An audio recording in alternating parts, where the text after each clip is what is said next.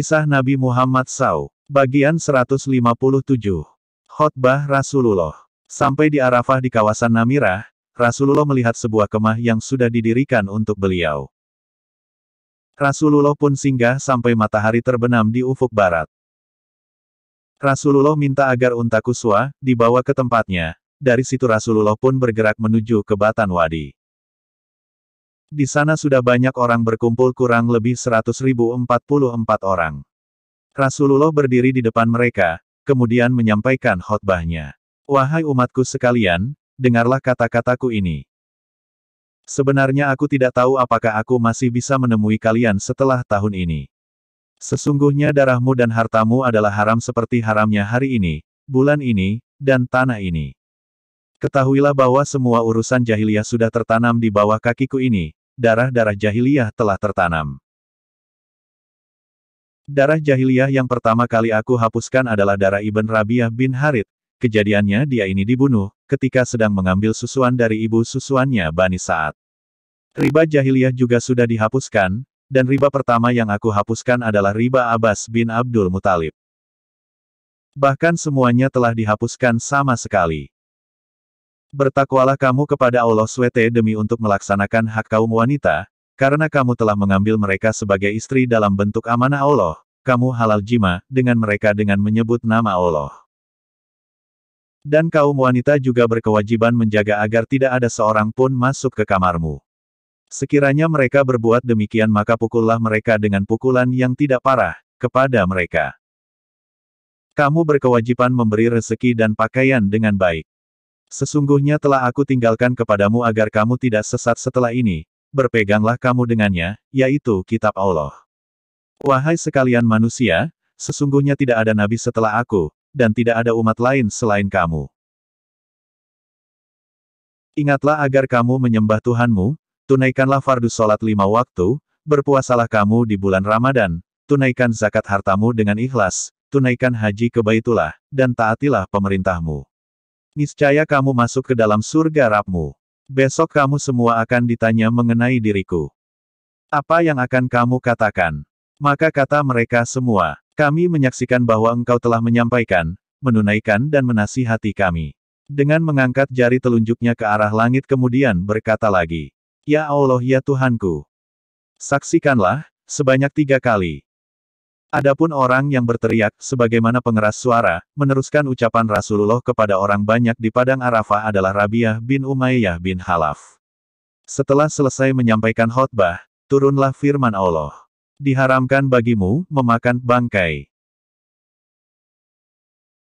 Darah, daging babi, daging hewan, yang disembelih atas nama selain Allah, yang tercekik, yang terpukul, yang jatuh, yang ditanduk, dan diterkam binatang buas. Kecuali yang sempat kamu menyembelihnya, dan diharamkan bagimu, yang disembelih untuk berhala. Dan diharamkan juga, mengundi nasib dengan anak panah. Mengundi nasib dengan anak panah itu, adalah kefasikan. Pada hari ini orang-orang kafir telah putus asa untuk mengalahkan agamamu, sebab itu janganlah kamu takut kepada mereka dan takutlah kepadaku. Pada hari ini telah kusempurnakan untuk kamu agamamu, dan telah kucukupkan kepadamu nikmatku, dan telah kuridai Islam itu jadi agama bagimu. Maka barang siapa terpaksa karena kelaparan tanpa sengaja berbuat dosa, sesungguhnya Allah Maha Pengampun lagi Maha Penyayang. Al-Maidah 5:3. Ketika Umar mendengar firman Allah itu dia kemudian menangis dan ketika ditanya, mengapa dia menangis? Jawab dia, karena setelah kesempurnaan akan menyusul pula kekurangan. Setelah khotbah Rasulullah itu Bilal pun melantunkan azan dan iqomah untuk sholat zuhur. Kemudian dia iqomah pula untuk sholat asyar tanpa melakukan sholat lain di antara kedua-duanya. Sesudah itu Rasulullah menaiki untanya dan bergerak hingga sampai ke suatu tempat perhentian dengan membiarkan perut untanya Quswa menyentuh bongkahan batu di situ.